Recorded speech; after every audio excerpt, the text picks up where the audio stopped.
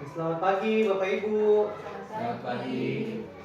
Ya, patut kita mengucap syukur kepada Tuhan oleh karena penyertaannya sehingga pada pagi yang indah ini kita boleh dikumpulkan bersama di dalam acara diseminasi penerapan budaya positif.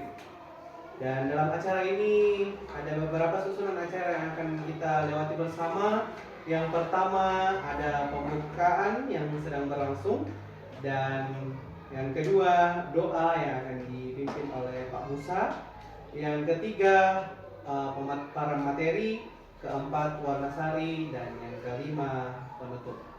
Kita langsung saja masuk di dalam acara kita yang kedua, yaitu doa yang akan dipimpin oleh Bapak Musa.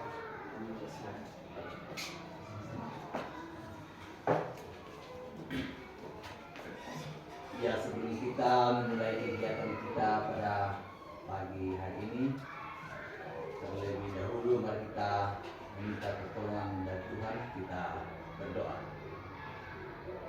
Segala puji dan syukur kami panjatkan di hadapan hadirat-Mu di pagi yang indah ini Tuhan, atas kasih dan pemeliharaan Tuhan yang senantiasa Tuhan karuniakan kepada kami semua, di mana saat ini Tuhan kami boleh berkumpul di tempat ini dalam rangka salah satu tugas kegiatan calon guru penggerak Ibu Rita Mahani. Kami berdoa ya Tuhan, kiranya Engkau senantiasa mengaruniakan hikmat kebijaksanaan kepada Ibu Rita Mahani sehingga dalam menjalani tugas ini boleh berjalan seturut dengan kehendak Bapa di surga. Kami berdoa Tuhan, kiranya Engkau senantiasa menuntun menyertai kami sepanjang hari ini. Biarlah kegiatan ini boleh berjalan seturut dan sesuai dengan kehendak Allah. Terima kasih Tuhan, ini doa permohonan kami. Ampunkan salah dan dosa kami Tuhan, yang kami bawa melalui anak Yesus Kristus. Itulah Tuhan dan Juru Selamat kami hidup. Amin. Terima kasih kepada Pak Musa yang telah memimpin kita dalam doa. Acara kita selanjutnya yaitu pemaparan materi yang akan dibawakan oleh Ibu Rita sebagai calon guru penggerak. Kepada Ibu, saya persilakan.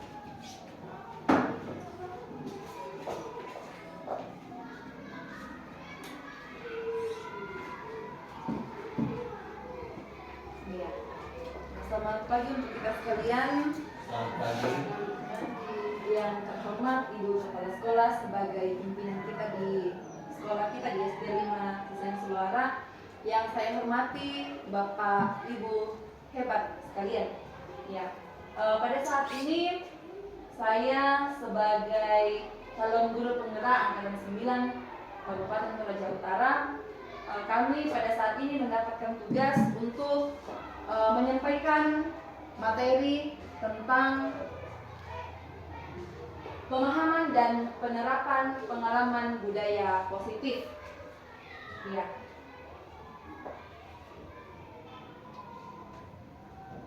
Seperti yang kita ketahui bersama, tujuan pendidikan menurut Ki Hajar Dewantara yaitu menuntun segala kodrat yang ada pada anak-anak agar mereka dapat mencapai keselamatan dan kebahagiaan yang setinggi-tingginya, baik sebagai manusia maupun anggota masyarakat. Oleh sebab itu, pendidik hanya dapat menuntun tumbuh atau hidupnya kekuatan kodrat yang ada pada anak-anak agar memperbaiki lakunya, bukan dasarnya hidup dan tumbuhnya kekuatan kodrat pada anak. Ya, mungkin di dalam kelas kita secara umum budaya positif sering kita lakukan, sudah kita terapkan, namun mungkin kita belum menyadari bahwa yang saya lakukan ini adalah termasuk budaya positif. Kita akan melihat bersama apa yang dimaksud dengan budaya positif. Jadi budaya positif di sekolah yaitu nilai dan kebiasaan di sekolah yang berpihak pada murid agar mereka dapat berkembang menjadi pribadi yang kritis, penuh hormat, dan bertanggung jawab sesuai dengan profil pelajar Pancasila. Ya, budaya positif Ya. Adapun konsep utama budaya positif, yang pertama perubahan paradigma belajar, yang kedua disiplin positif, yang ketiga kebutuhan dasar manusia, yang keempat motivasi perilaku manusia, yang kelima restitusi atau posisi kontrol guru, yang keenam keyakinan kelas, dan yang ketujuh segitiga restitusi. Yang pertama yang akan kita bahas bersama adalah perubahan paradigma belajar. Yang pertama, dalam membangun budaya positif, sekolah dapat menyediakan lingkungan yang positif, aman dan nyaman. Jadi, siswa mampu berpikir, bertindak, dan mencipta dengan merdeka, mandiri, dan bertanggung jawab.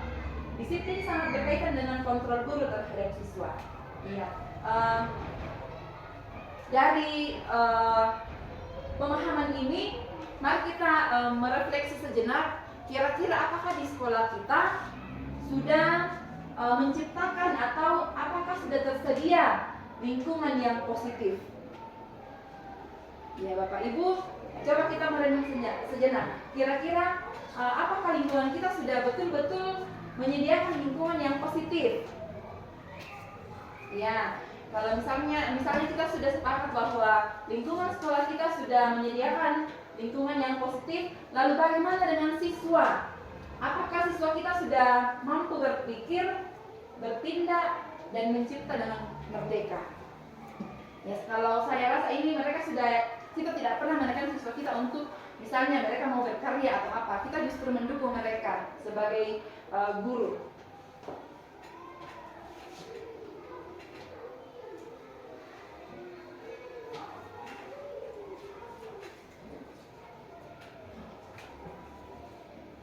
Iya, disiplin positif. Apa sih menurut Bapak Ibu, apa sih makna disiplin?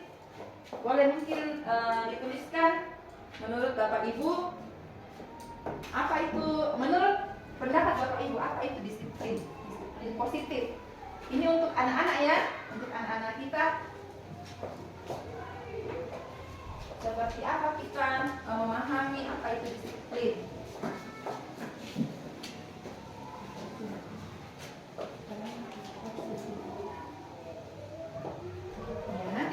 Tahu bersama kira-kira apa sih makna sebetulnya yang dimaksud dengan disiplin.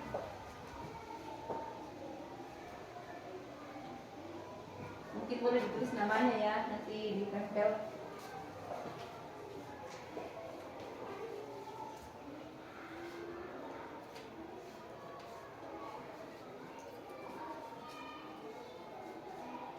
Bapak Ibu santai saja, anggap saja seperti biasa. Tidak ada jawaban yang salah.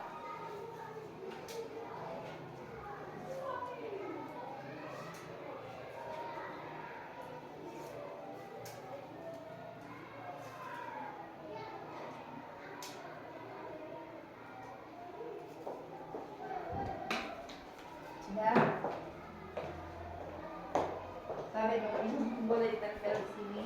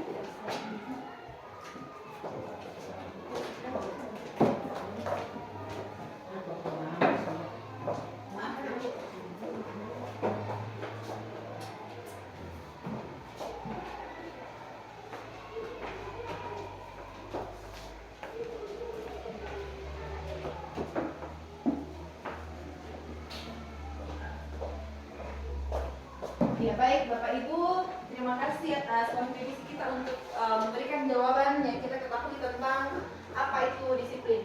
Ada 6 jawaban di sini, semua jawaban benar, dan kita akan melihat bersama apa sih disiplin positif itu di kelas kita, bagaimana kita menerapkannya.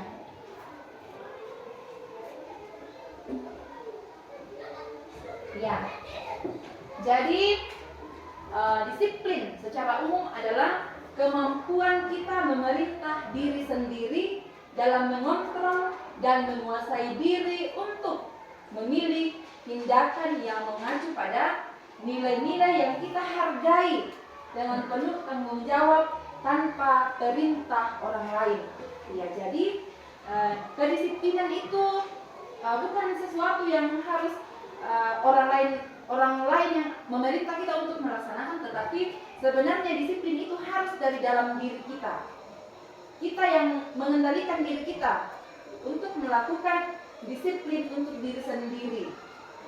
Nilai-nilai yang kita hargai adalah nilai kebajikan, sifat positif manusia yang merupakan tujuan mulia yang ingin dicapai oleh setiap individu, yaitu nilai dalam profil rakyat Pancasila. Mungkin di kelas kita sering menemui anak-anak yang nanti disiplin kalau kita berteriak-teriak, atau karena mungkin mereka takut akan sanksi, jadi mereka menunjukkan sikap disiplin.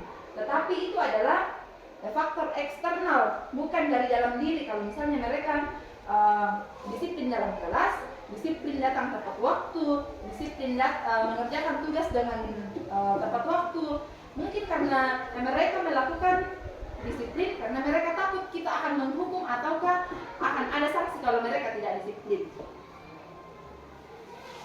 Ya, untuk yang ketiga, kebutuhan dasar manusia. Nah, jadi kita sebagai manusia setidak-tidaknya ada 5 kebutuhan dasar kita sebagai manusia. Yang pertama itu kebutuhan untuk bertahan hidup. Yang kedua, kebutuhan untuk merasa diterima atau disayangi. Yang ketiga, bahagia. Yang keempat, kekuasaan. Dan yang kelima, kemerdekaan. Kalau kita merasa ada yang kebutuhan dari kelima di sana, kalau misalnya kita merasa ada salah satu yang tidak kita alami atau kita tidak rasakan, berarti kebutuhan dasar kita tidak lengkap. Kita berhak untuk bertahan hidup, kita berhak untuk merasa diterima, merasa disayangi, kita berhak untuk bahagia, kita berhak untuk kekuasaan dan kemerdekaan.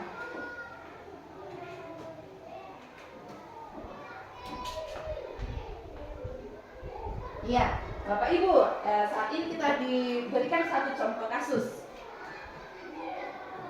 Mungkin kita bisa baca, saya bantu baca. Ibu Ria, guru kelas 6 di SD Permai sedang bingung menghadapi salah satu murid di kelas bernama Budi. Beberapa anak telah datang dan mengeluhkan Budi seringkali meminta bekal makan siang mereka dengan paksa. Jika Anda menghadapi situasi seperti itu, apa yang akan Anda lakukan? Menurut Anda, kira-kira apa alasan Budi melakukan hal itu? Ya, kalau saya tidak asal dengar, kemarin NDK ada ya yang seperti itu. Ada yang pergi mengambil bekal makan siangnya temannya. Jadi tidak secara kebetulan kasus ini diangkat, tetapi relate dengan keadaan minggu kemarin. Nah, bolehkah saya minta pendapat kira-kira misalnya di kelasnya Pak Musa ada seorang murid bernama Budi yang hampir setiap hari meminta bekal makan siang. Kira-kira kenapa itu? terjadi dengan murid ini kira-kira? Kira-kira kenapa sampai Budi ini selalunya minta bekal kepada temannya? Sampai temannya sudah merasa terganggu. Ya mungkin pertama, misalnya mungkin kita berpikir, oh orang tuanya tidak memperhatikan. Ya mungkin ada alasan-alasan lain, mungkin Pak Musa bisa berpendapat. Ya, sebagai guru di kelas 6, kita harus berusaha mencari tahu Ya. apa penyebab si anak ini mengambil bekal temannya. Ya. Ya, mungkin di rumah dia tidak sarapan pagi datang ke sekolah, Betul. kemudian datang ke sekolah dia mengambil bekal temannya. Ya. Ya, kira-kira itu apa penyebabnya? Ya, baik ya. Ya. Baik, terima kasih. Kita lanjut. Ya. Mungkin si Budi ini merasa lapar dan orang tuanya tidak membawakan bekal makan minum. Betul yang dikatakan oleh Pak Musa. Kemudian teman-temannya menjadi memperhatikan Budi. Kemudian Budi mungkin merasa bosan dengan bekal yang dibawakan orang tuanya atau yang dibawa Budi ke sekolah. Mungkin yang di bekalnya itu saja menunya, jadi mungkin merasa bosan. Atau biasa juga anak-anak itu kan biasa iseng, mau mencoba makanannya temannya. Jadi mungkin Budi juga hanya merasa iseng. Kadang juga di kelas kita menemui seperti itu ya. Kalau ditanya jawabannya hanya iseng saja Bu atau iseng saja Pak, hanya mau coba. Ya. Iya. Jadi di situ kita bisa melihat bagaimana kita sebagai seorang guru, bagaimana kita memahami kondisi atau keadaan murid kita. Lalu kemudian yang keempat, semua perilaku memiliki tujuan teori motivasi perilaku manusia. Apapun yang kita lakukan itu semua mempunyai motivasi. Ada yang dikatakan motivasi eksternal, ada yang motivasi internal. Sama dengan yang kasus-kasus mungkin di kelas kita. Misalnya ada anak-anak yang kelihatannya rajin sekali, tetapi kita guru harus melihat bahwa apakah anak ini rajin karena memang dari dalam dirinya, ataukah mereka melakukan karena ada sesuatu. Misalnya biasa di kelas 1 atau di TK. Anak-anak di TK itu kadang-kadang gurunya mengatakan seperti ini. Kalau kamu bisa merapikan bukumu, ibu akan kasih 1 bintang penghargaan. Jadi mereka melakukan karena mau penghargaan itu, 1 bintang itu. Itu yang dikatakan sebagai motivasi eksternal. Kita akan melihat bersama motivasi eksternal untuk menghindari ketidaknyamanan atau hukuman apa yang akan terjadi apabila tidak melakukannya. Oh, jadi terbukti di kelas kita ya, anak-anak bahkan di kelas saya sendiri kadang mereka rajin sekali, rajin. Tetapi mereka melakukan karena mereka takut dihukum. Oh, itu yang dikatakan sebagai motivasi eksternal. Kemudian mungkin juga mereka melakukan karena untuk menghindari ketidaknyamanan atau hukuman. Mereka melakukan bukan karena dari dalam diri mereka, bukan karena didasari keinginan dari dalam, tetapi mereka takut dihukum, mereka takut mungkin konsekuensi yang akan mereka dapat kalau mereka tidak melakukan. Misalnya mereka datang terlambat, mereka akan, misalnya kita menghukum mereka untuk membersihkan depan kelas atau seperti apa. Jadi mereka melakukan bukan karena dasar memang mau melakukan, tetapi karena takut dihukum. Lalu apa bedanya dengan motivasi dari dalam? Motivasi dari dalam atau motivasi internal, tujuan disiplin positif, yaitu untuk menghargai diri sendiri. Saya akan menjadi orang yang seperti ini apabila saya melakukannya.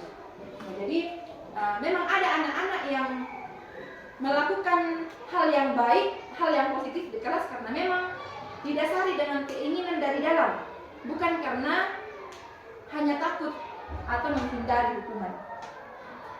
Bagaimana di kelasnya Bapak Ibu? Apa ada yang seperti itu?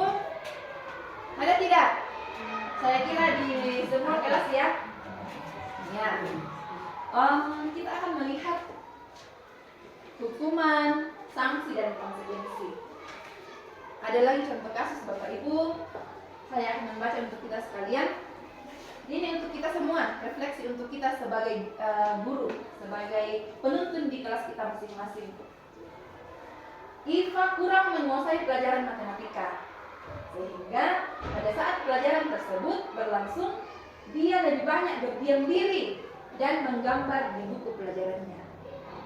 Pada saat guru matematikanya Pak Sena menanyakan pertanyaan, Iva menjadi gugup dan tak sengaja menjatuhkan tas dari kursi serta tiba-tiba menjadi gagap pada saat berupaya menjawab. Seluruh kelas pun tertawa melihat perilaku Iva yang bicara, tergagap dan terkejut tersebut. Pak Sena pada saat itu membiarkan teman-teman Iva menertawakan Iva yang tergagap dan malu luar biasa, dan malahan meminta Iva untuk maju ke depan dan berdiri di depan kelas sambil menunjuk hidungnya karena tidak bisa menjawab pertanyaan Pak Seno. Kelas pun semakin gaduh dan anak-anak pun tertawa melihat Iva di depan kelas memegang ujung hidungnya. Iya, dari kasus ini Bapak Ibu, pertanyaan pertama kepada kita sekalian, apakah kita setuju dalam tindakan Pak Seno terhadap Iva? Tidak. Tidak. Mengapa? Ada yang mau berpendapat mungkin Ibu Yohana? Kalau misalnya ada di kelasnya Ibu yang tidak suka matematika, lalu diberikan pertanyaan, lalu dengan gagap karena takutnya, lalu disuruh lagi ke depan untuk menunjuk hidungnya, dan teman-temannya menertawakan, kira-kira bagaimana perasaan Iva? Menurut saya perasaan Iva itu ya ada, kalau saya ada dua, karena satu itu dia rasa malu ya. Kedua, dia akan berusaha supaya dia bisa lagi karena dia malu. Mungkin pikirannya itu kalau saya begini diketahui orang, lebih baik saya giat belajar supaya saya juga seperti yang lain. Jadi ada dua opsi ya. Ya. Yang pertama, Iva akan merasa malu, tetapi kemudian dari rasa malunya bisa meningkatkan motivasi ya, untuk lebih baik. ya. Jadi kejadian tersebut tidak terulang lagi. Lalu pertanyaan kedua, menurut Bapak Ibu, apakah tindakan Pak Seno terhadap Iva adalah hukuman atau konsekuensi? Apakah itu hukuman atau konsekuensi? Ya. Konsekuensi atau hukuman? Ya, sepakat? Ya, jadi kita di fase ini kita berpendapat bahwa itu adalah konsekuensi. Ya, nanti kita akan lihat. Ya, ini nih. Hukuman, sanksi, dan konsekuensi. Apa yang dimaksud dengan hukuman? Apa yang dimaksud dengan konsekuensi, dan apa itu restitusi? Ada beberapa poin di sini yang sempat saya catat. Ada di situ identitas gagal dan identitas sukses.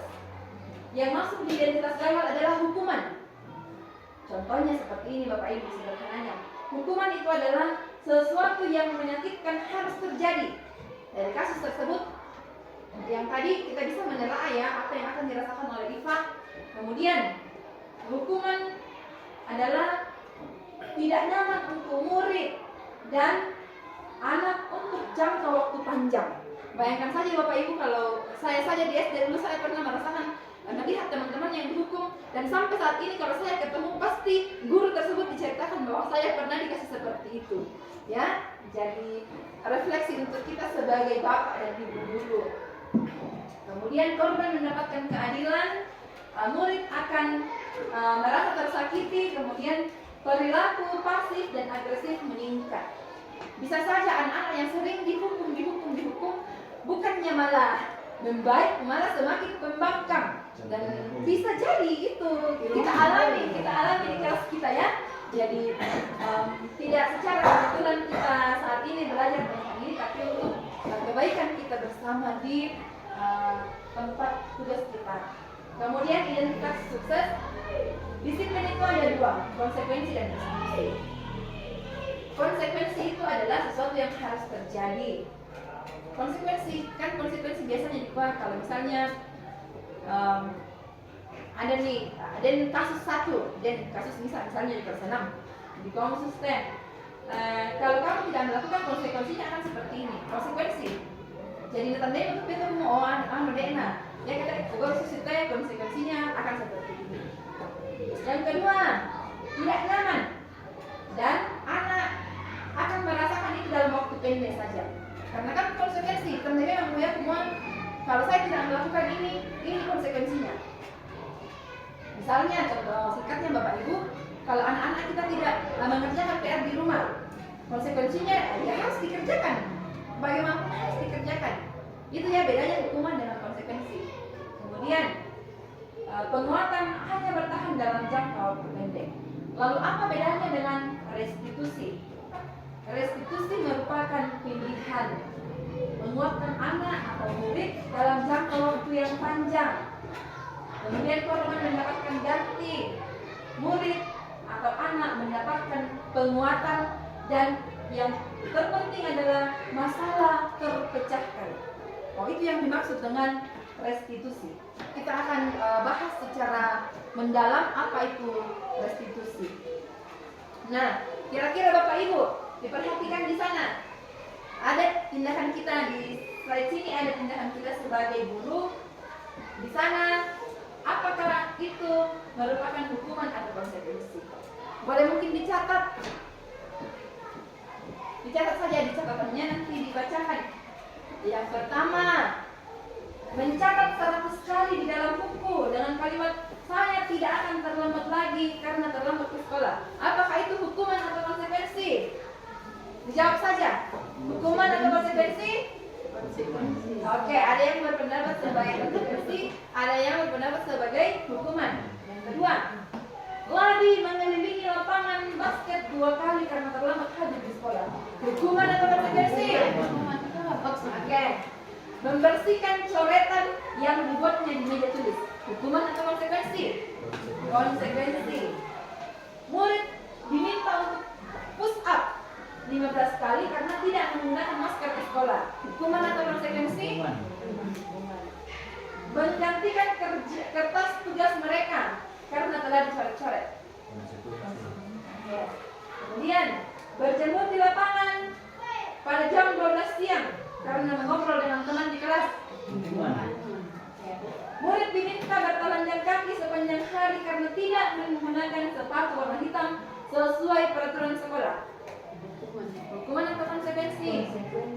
Ya memang tak beda sekali kita apa itu hukuman dan konsekuensi. Ya, berdiri di depan kelas sambil mengangkat kaki satu karena tidak bisa menjawab pertanyaan. Hukuman? Membersihkan tumpahan air di meja tulis karena tersenggol pada saat belajar. Baik. Ya. Ada yang mana semua? Saya Bu. Ya. Baiklah, Bapak Ibu. Jadi hari ini kita mulai belajar sedikit apa sih bedanya konsekuensi dan hukuman tersebut. Jadi sudah jelas di depannya. Yang pertama itu konsekuensi, hukuman, konsekuensi, hukuman. Ya, Kalau bisa itu ya, apalagi di buku supaya kita baca lagi. ya nanti kita. Ya, baiklah Bapak Ibu. Nah, ini yang akan kita bahas secara mendalam. Kita sebagai guru, bagaimana posisi kontrol kita? Apakah kita di posisi, ada 5 ya posisi kontrol guru. Yang pertama itu penghukum. Yang kedua, membuat rasa bersalah. Yang ketiga, sebagai teman. Yang keempat, sebagai pemantau. Dan yang kelima, sebagai manajer. Apa sih itu guru sebagai penghukum? Kira-kira Bapak Ibu melihatnya atau menilainya bagaimana kita sebagai guru di posisi kontrol, kita sebagai penghukum? Kira-kira contohnya seperti apa? Realitanya di kelas kita seperti apa kira-kira sebelum kita lanjut? Ya, apa lagi? Ya, hukuman itu dua ya, hukuman secara fisik dan hukuman secara verbal. Iya. Bukan hanya dicubit atau semacamnya yang dikatakan sebagai hukuman. Ya, baik. Kita akan melihat ya, cubit. Nanti ini kita lihat bersama. Coba diperhatikan Bapak ini. Saya kecewa sekali dengan kamu. Kadang ya kita seperti itu. Ya, tunggu sebelum kita melihat ini.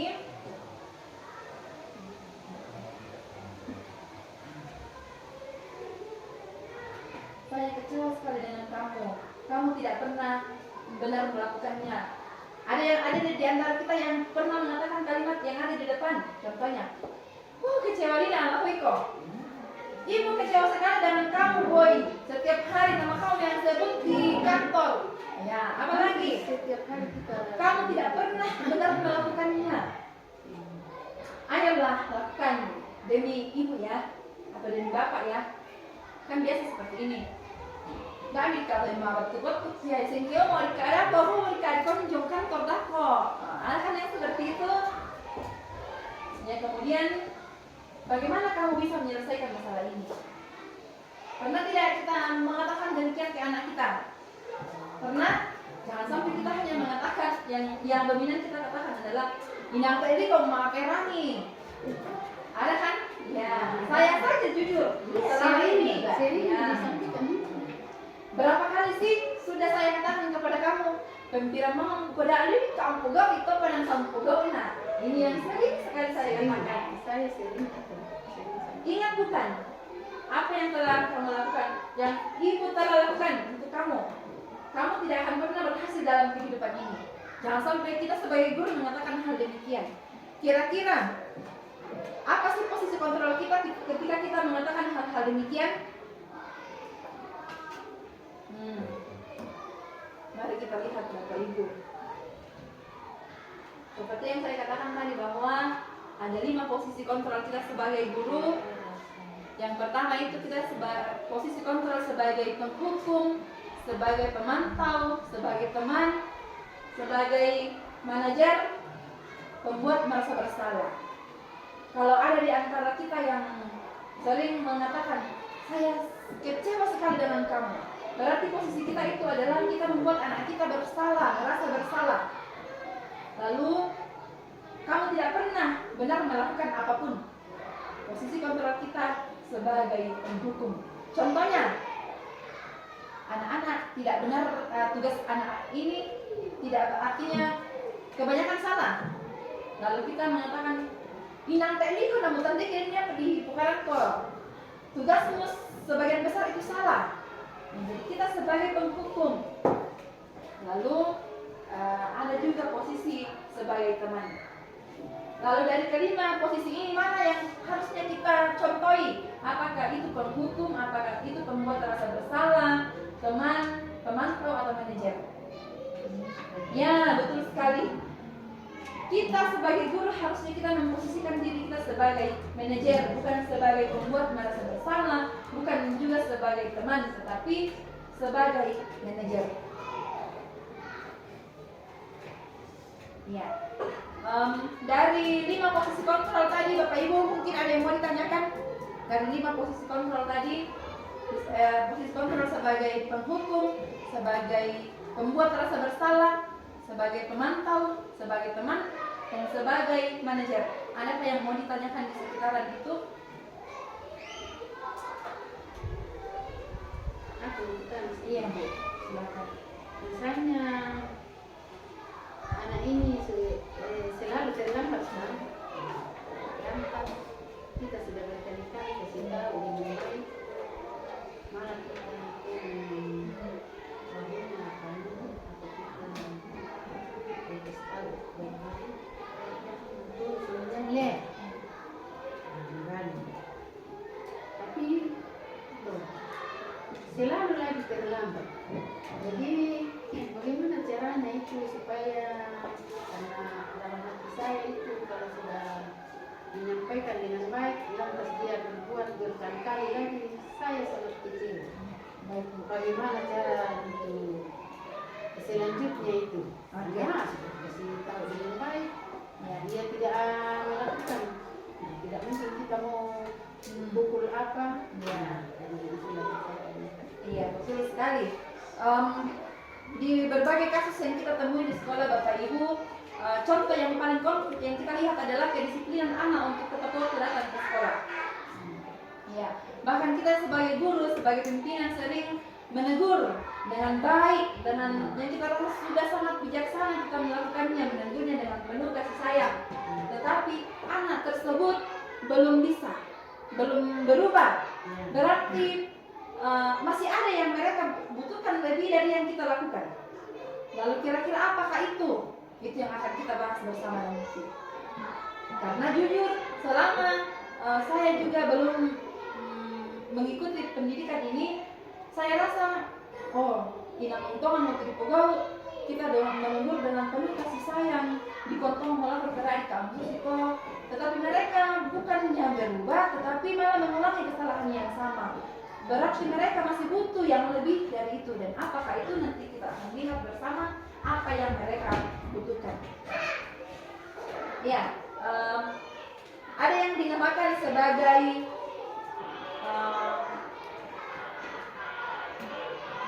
restitusi. Kita akan bahas bersama Bu. Pertanyaannya nanti saya akan jawab di situ. Dan sebelum itu kita akan melihat dulu ada yang dinamakan sebagai keyakinan kelas. Keyakinan kelas. Apakah keyakinan kelas sama dengan kesepakatan kelas? Kan kalau di kelas kita mempunyai kesepakatan kelas. Ada ya? Tertulis kesepakatan kelas seperti ini. Saya bisa cabut dulu. Nah, kalau di kelas kami punya beberapa kesepakatan kelas. Yang pertama, mengikuti setiap aturan. Yang kedua, sampai ke kelas tepat waktu, datang di kelas tepat waktu. Yang ketiga, ketika hendak berbicara mengangkat tangan dulu, kemudian menghargai teman yang ada di kelas dan menjaga kebersihan. Itu adalah contoh kesepakatan kelas. Lalu apa bedanya dengan keyakinan kelas? Keyakinan, misalnya, kan kita sebagai orang tua raja banyak yang kita yakini. Misalnya itu HP Mali, itu Susito. Kan kita sangat menghargai itu. Dan sebaiknya keyakinan kelas itu harus ada. Semua di kelas harus ada keyakinan kelas. Coba Bapak Ibu kira-kira boleh memberikan satu contoh yang kalian pahami, yang kita pahami. Kira-kira apa contoh sederhana keyakinan kelas? Keyakinan artinya nilai kebajikan yang tidak tertulis di kesepakatan kelas. Kira-kira nilai kebajikan apa itu? Menurut Gosen, keyakinan kelas adalah nilai-nilai kebajikan atau prinsip-prinsip universal yang disepakati secara universal, lepas dari perbedaan agama, suku, negara, dan agama. Suatu keyakinan akan lebih baik memotivasi dari dalam. Seorang akan lebih bersemangat untuk menjalankan keyakinannya daripada hanya sekedar mengikuti peraturan. Kira-kira menurut Bapak Ibu, nilai kejujuran yang harus diterapkan di kelas, nilai keyakinan kelas. Contohnya, bukan kejujuran. Apa lagi? Kira-kira apa lagi? Ya, beriman. Apa lagi? Artinya nilai keyakinan kelas adalah sesuatu yang tidak terlihat di sini, kesepakatan kelas. Ya, apa lagi? Kesopanan, menghargai temannya. Apa lagi? Ya, kan biasa juga itu ya. Kita ini sama apalan namanya sebab diyakini semua memang kita harus seperti itu. Jadi mu ya tanya sesuai yang apalan namanya itu benar. Ya tadi apa nampak, nabeki saya mendapatkan sesuatu itu kan artinya yang tertulis tetapi yakini yang semua itu adalah nilai kebajikan. Itu yang dikatakan sebagai keyakinan kelas. Nah, budaya positif, lingkungan positif, keyakinan kelas, dan peraturan kelas. Saya kira peraturan kelas sudah ada semua masing-masing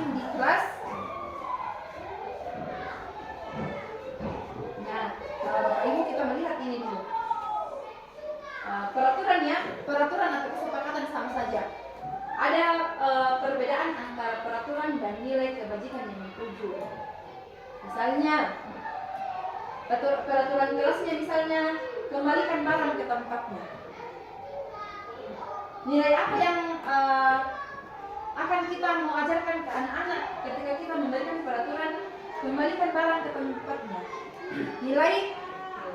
Nilai tanggung jawab. Ya, kemudian dilarang mengganggu orang lain. Kan biasanya di peraturan itu tertera seperti itu, dilarang mengganggu orang lain. Lalu nilai kebajikan apa yang terkandung dalam peraturan itu? Menghormati orang lain dan diri sendiri. Kemudian kan peraturan sekolah kita misalnya mengatakan seperti ini, hadir di sekolah 15 menit sebelum pembelajaran dimulai. Nilai kebajikan apa yang mau kita tuju dari peraturan itu? Ya, apa? Menghormati orang lain, komitmen pada tujuan, komitmen.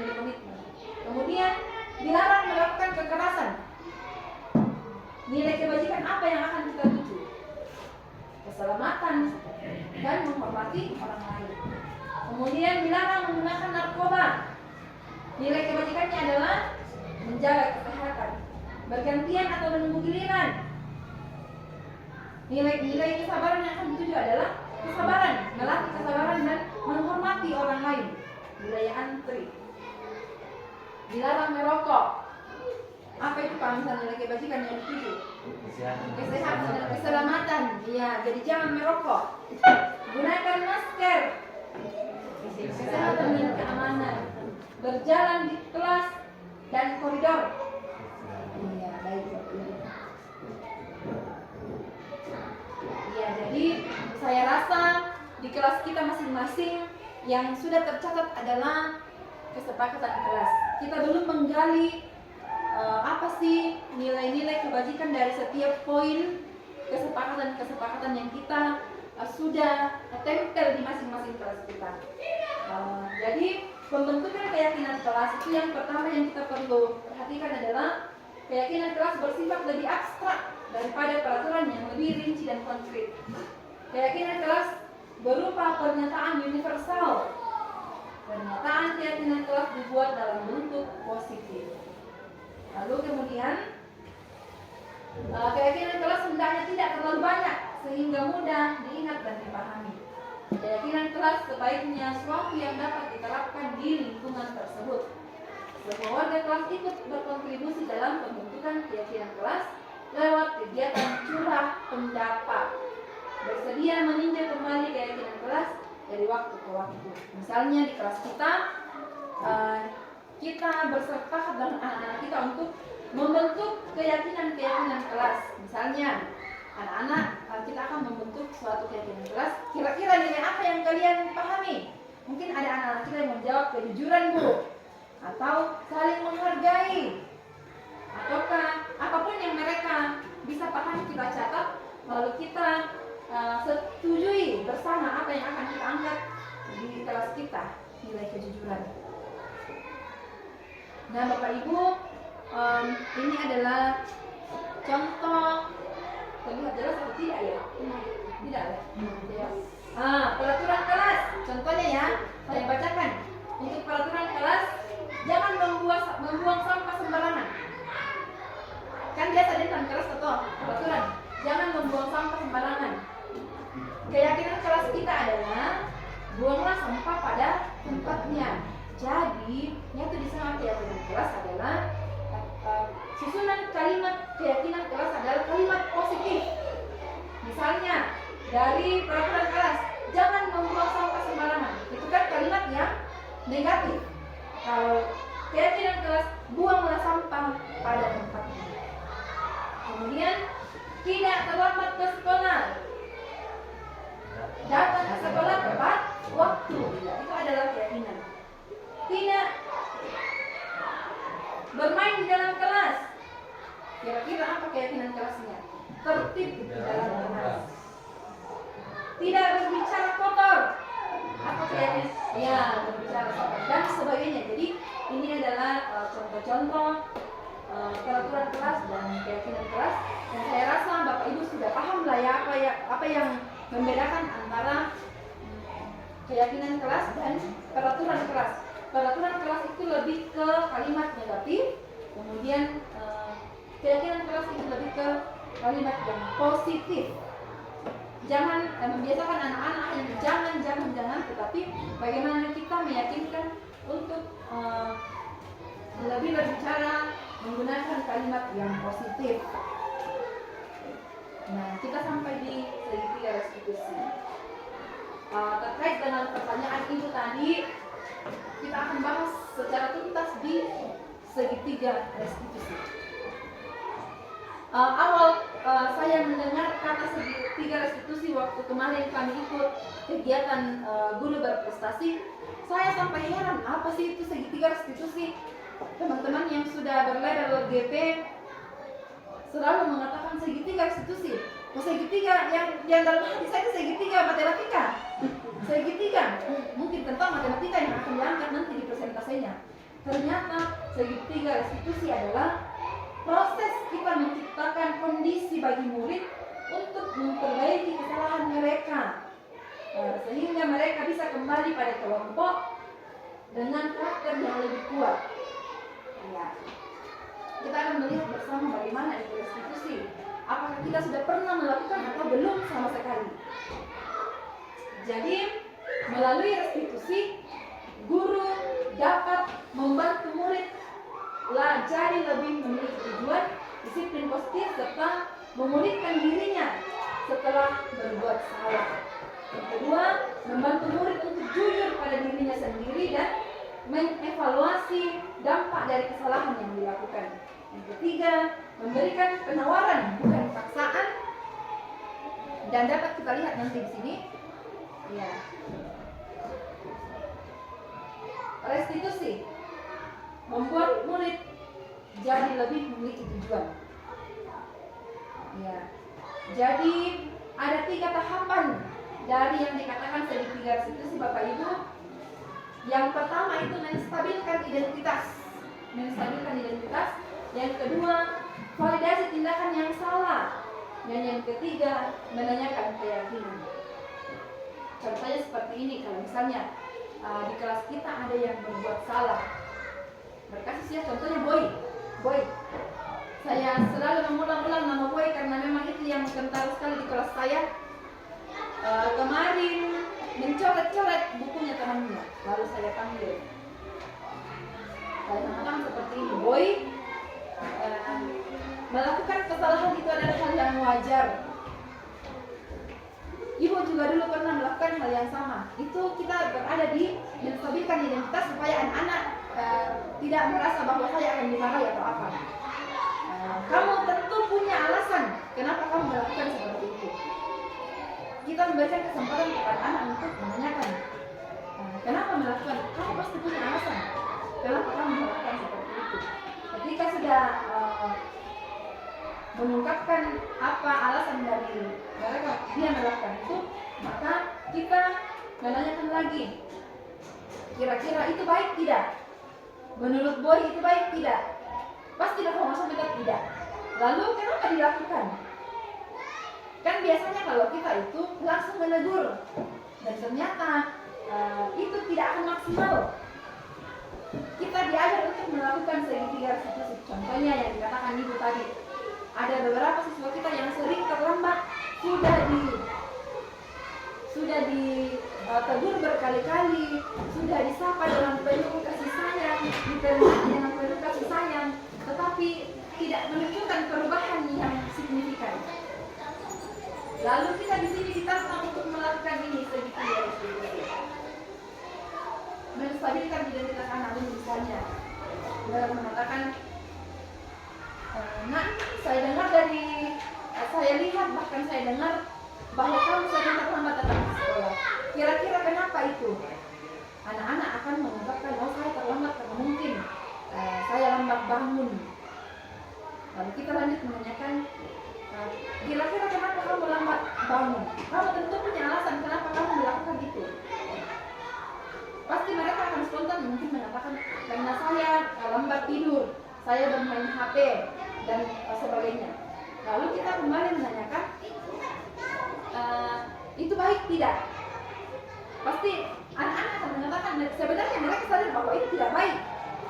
Mereka akan mengatakan itu tidak baik. Lalu kita menanyakan kembali keyakinan keras kita. Kira-kira kalau kamu lambat datang ke sekolah, keyakinan keras apa yang kamu telah langgar? Pasti mereka akan mengatakan, oh misalnya kedisiplinan, tanggung jawab. Lalu apakah kamu mau merubah itu? Apakah kamu akan berkomitmen untuk merubah itu supaya kamu tidak datang terlambat? Mulai kapan mau dilakukan? Ibu akan melihat perubahan kamu. Kamu pasti bisa. Jadi kita menguatkan, kita posisi kita sebagai manajer untuk menguatkan bahwa mereka pasti bisa melakukan perubahan-perubahan yang positif.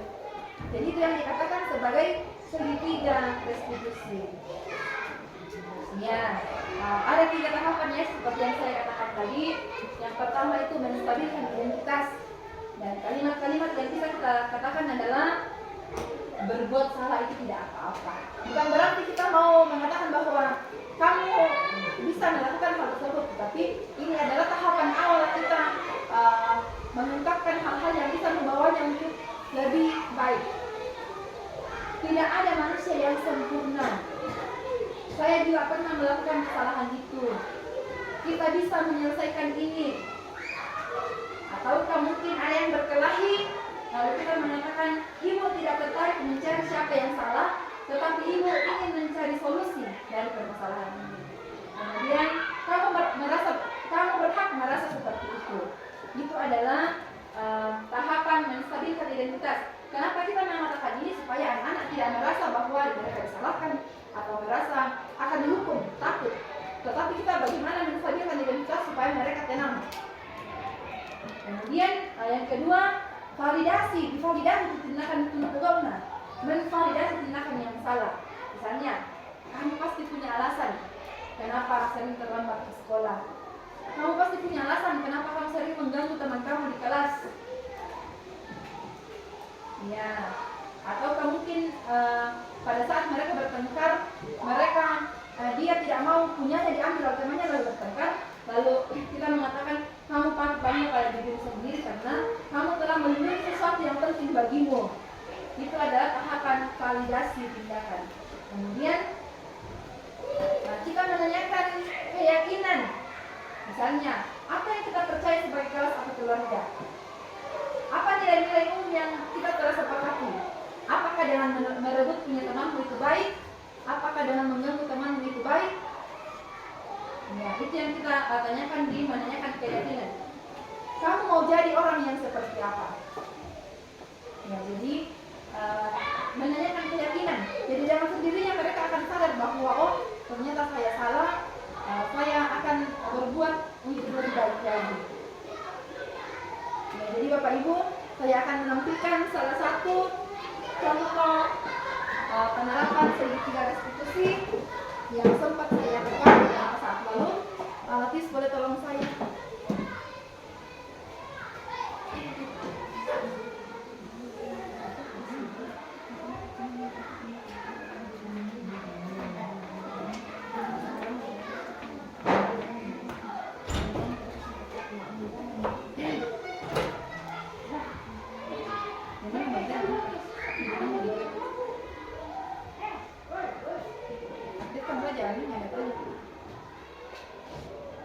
Taruh di sini, kameranya dari sini.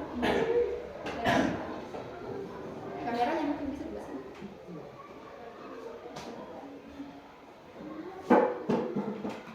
Oh iya.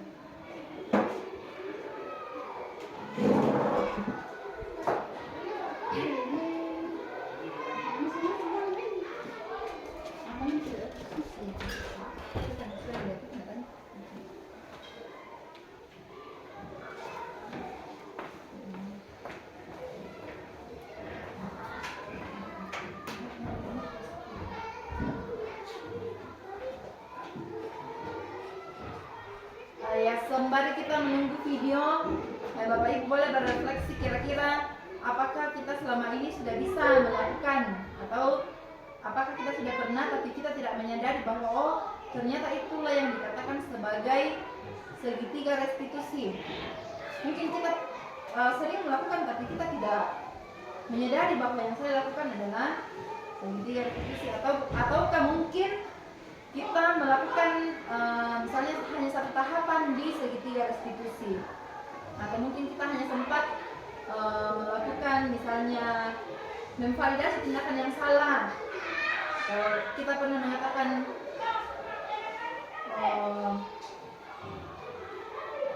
kita pernah salah melakukan kesalahan, itu hal yang wajar. Ya, jadi Bapak Ibu, nah ini salah satu contoh video. Jelas tidak ini?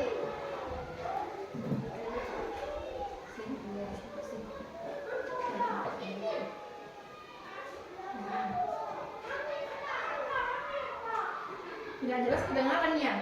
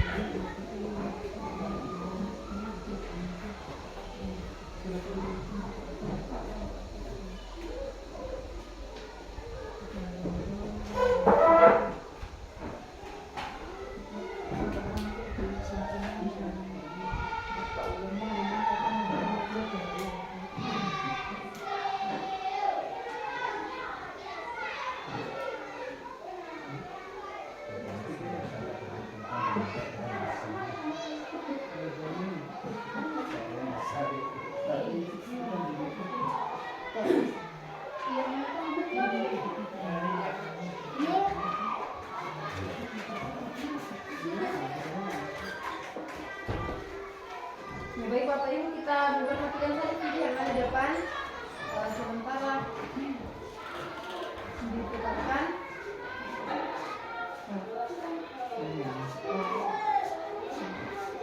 Ya.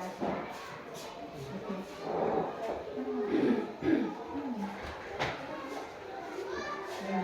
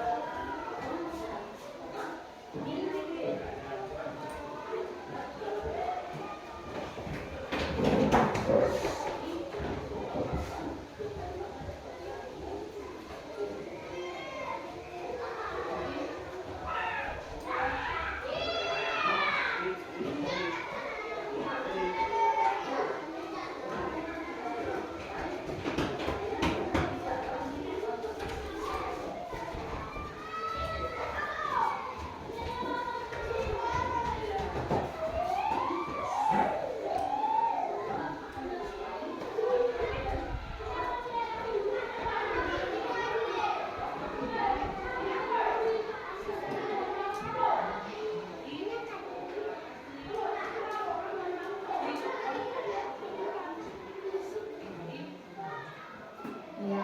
Jadi Bapak Ibu di video tersebut menampilkan bahwa ada 3 tahapan segitiga restitusi dan kembali kepada kita sekalian, semoga dari pemaparan pada saat ini bisa kita memahami walaupun tidak terlalu banyak, tetapi kita bisa sedikit memahami apa yang dikatakan, apa yang dimaksud dengan segitiga restitusi, dan mudah-mudahan di kesempatan berikut kita bisa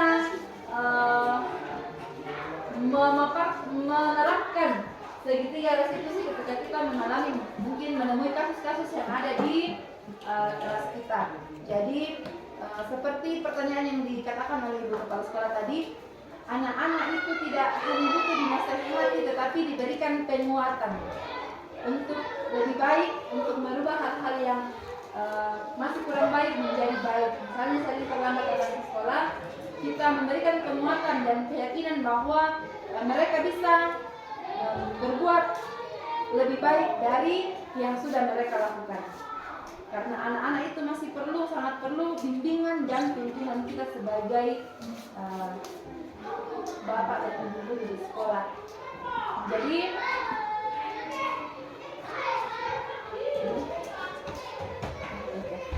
Bapak Ibu, terima kasih atas waktu yang diberikan kepada saya untuk memaparkan tentang segitiga restitusi kali ini. Atas waktu Bapak Ibu dan kontribusi Bapak Ibu di dalam waktu ini dalam mengambil dokumentasi tentang tugas saya ini, saya mengucapkan terima kasih banyak. Kolaborasi kita bersama semoga ke depan semakin dimampukan untuk lebih baik, dan sekali lagi saya tidak bisa seperti ini tanpa Bapak Ibu sekalian. Terima kasih dan saya kembalikan kepada moderator. Ya, itulah pemaparan materi mengenai penerapan budaya positif yang telah dilakukan oleh Ibu Rita. Dan pada kesempatan ini kita akan masuk kembali ke Warnasari untuk membicarakan hal-hal yang mungkin ada yang mau ditanyakan dalam seputar materi yang telah dilalui, yang telah dipaparkan oleh Ibu Rita. Silakan. Silakan Bapak Ibu, satu pertanyaan saja. Ya.